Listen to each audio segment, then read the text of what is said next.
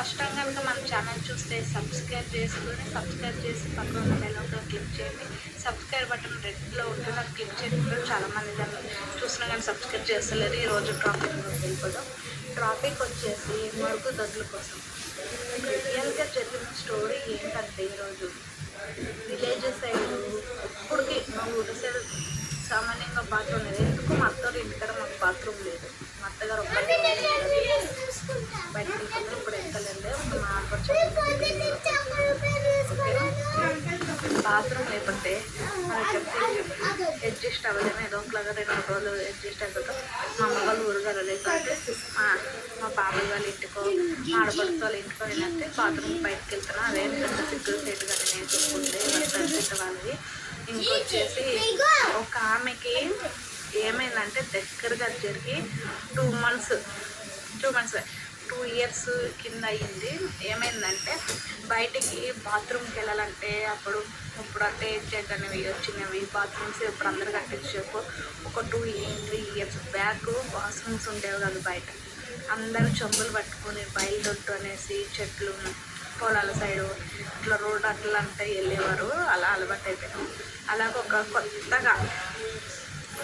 కొత్తగా కాకుండా ఆ ఊర్లో ఉన్న ఒక ఆమె రోజు వెళ్ళినట్టు వాష్రూమ్కి వెళ్ళిందంట. వాష్రూమ్కి వెళ్తే అంటే ఏమైందంటే ఆమె రోజులాగే వాష్రూమ్కి వెళ్ళిందంట. ఫ్రెండ్స్. వాష్రూమ్కి వెళ్తే రోజు చొమ్మ తీసుకుని బయటికి వెళ్తారు కదా, విలేజ్లో ఉన్న వాళ్ళకి తెలుస్తుంది. అందరూ వెళ్ళిన వాళ్ళే ఇప్పుడు అందరు గొప్పలు చెప్పుకుంటుంటే వెళ్తే ఆంటీ వెళ్తే ఏమైందంటే వాష్రూమ్కి వెళ్ళి వచ్చేటప్పుడు అక్కడ పొలాల సైడ్ అంతా కదా పాము కాటేసిందంట. పాము కాటేస్తే అక్కడ తేలు ఉందంట. ఏదో తేలు కుట్టింది అనుకున్నాం. ఊరుకుని రసాలు సరే రసాలు అవి పోసుకున్నంటే ఆమె పాము కుట్టిందని అనుకోలేదంట. ఆమె ఏదో గ్యాస్లో ఉండేసి ఆమె తొడకాల మీద కుట్టింది. పాము ఇక్కడ తొడకాలు ఉంటుంది కదా, తొడకాల మీద కుడితే ఆమె ఏదో పుచ్చుకుంది. ఏదో అనుకుంటేమో ఆమె ఏదో వాళ్ళ ఇంటికి వచ్చి డిస్టర్బెన్స్ ఏవో గొడవలు వచ్చాయి. వస్తే వాష్రూమ్కి వెళ్ళి వచ్చేసి ఆమె పన్ను ఆమె చేసుకుంటూ ఉంటే కాలు బాగా నిద్రేస్తున్నాడు.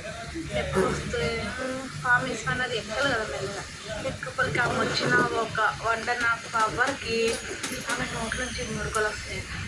నురుగలు వస్తుంటుంటే పొద్దున్నే కదా 6-6:30 ఆ టైం అప్పుడు బయట వచ్చి మేము ముగ్గు పెట్టేసి కల్లాపేసి ముగ్గు పెట్టేసి స్నానం టీ పెడుతున్నట్టు వాళ్ళ పిల్లలకి స్కూల్కి బాక్స్కి లేట్ అయిపోతున్నాను. పల్లెటూరులో తొందరగా బాక్స్ వండేస్తారు కదా, అలాగనేసి బాక్స్ బియ్యం గడ పెట్టేస్తారంటే కూరగాయలు పోతామని కూర్చున్నాను.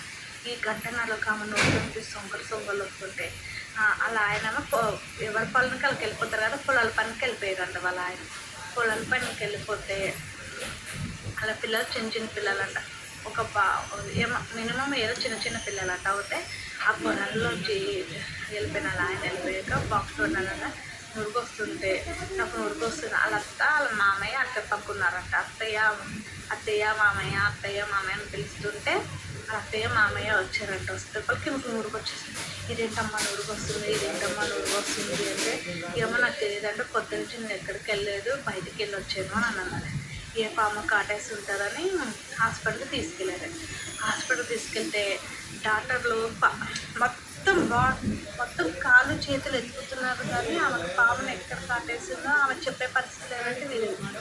అంతలోకి 1.5 అవర్లోకి ఆమె చచ్చిపోయింది. పాము ఎక్కడ కాటేసిందో తెలియదు. తెలియదంటే లేడీస్ వీళ్ళు ఉంటారు కదా, లేడీస్ డాక్టర్ లేడీస్ నర్సు వెళ్ళి మొత్తం ఎక్కడికి వెళ్ళింది ఏమైందంటే ఇలా బయటికి వెళ్ళి వచ్చిందంటే అంత ఇలా ఇల్లు బొమ్మలు వచ్చింది, పిల్లలకు బాక్స్ ఉంటుంది. ఇలాగైందంటే ఇల్లు చూడుకోవాలి ఆమెకి తొడకాల మీద పాము కాటేసి ఉందంట. పాము కాటేసి ఉంటే ఇవన్నీ తొడకాల మీద పాము కాటేసింది. అందుకే ఇలా చెప్పలేకపోయింది. గంటన్నర ఎంతో పొద్దున్నారు.